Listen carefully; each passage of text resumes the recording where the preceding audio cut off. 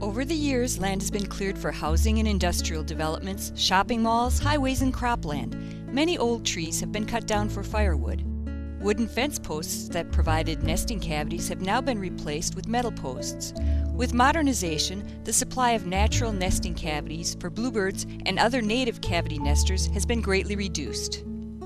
Compounding the problem of habitat loss has been the introduction of two imported species, the house sparrow and the European starling, into North America. Both starlings and sparrows are cavity nesters, and both are very aggressive. House sparrows are small enough to enter any hole that a bluebird can, and are so aggressive that they will chase away the more timid bluebird. Starlings can be excluded from bluebird boxes by using the correct size entrance hole, but will outcompete bluebirds for woodpecker holes and other natural nesting cavities. During the summer, bluebirds feed mainly on insects.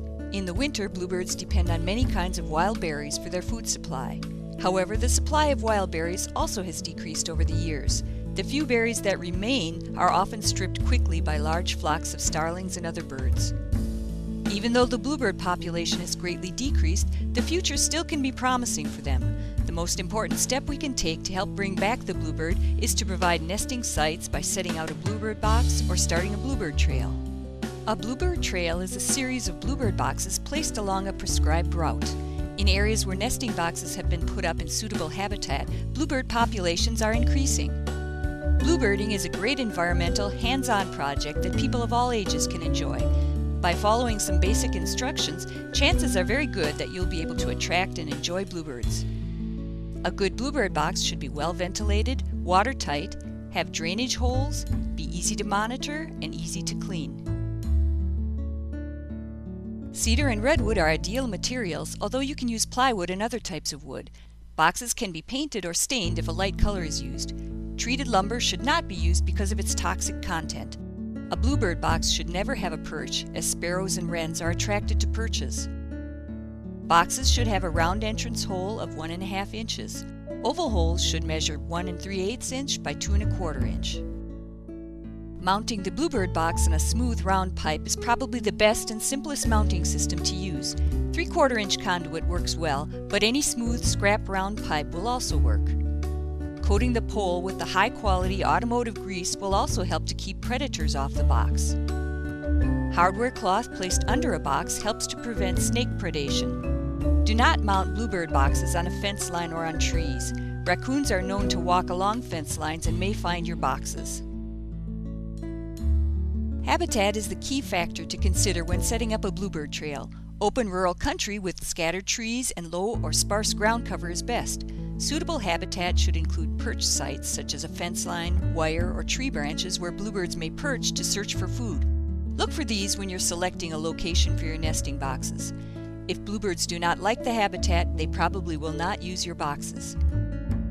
Pasture land, acreages, parks away from human traffic, and mowed areas such as cemeteries and golf courses are all good locations for a bluebird trail. Avoid brushy and heavily wooded areas. This is the habitat of the house wren. Avoid areas where the house sparrow is abundant, such as farmsteads and feedlots. Finally, avoid areas of heavy pesticide use. Bluebirds depend upon insects as food. Mount nesting boxes so the entrance hole is about 5 feet above the ground.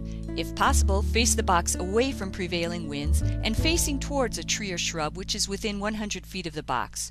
Trees and shrubs provide a landing spot for the young bluebirds when they first leave the box. This will keep them off the ground, away from predators. Space boxes at least 100 to 150 yards apart.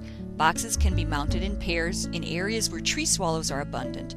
When paired, boxes should be mounted 5 to 25 feet apart.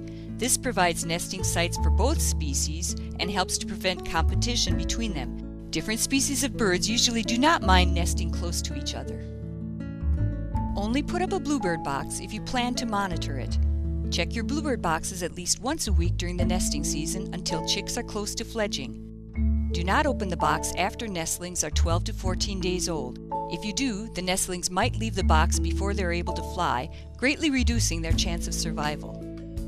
Always remove house sparrow nests immediately. In Nebraska, have your bluebird boxes in place by mid-March when the bluebirds return from the winter migration and are looking for nesting sites. Boxes put up later in the nesting season could be successful as well.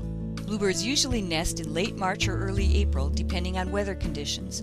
They usually have 2 broods per season, but 3 broods are possible.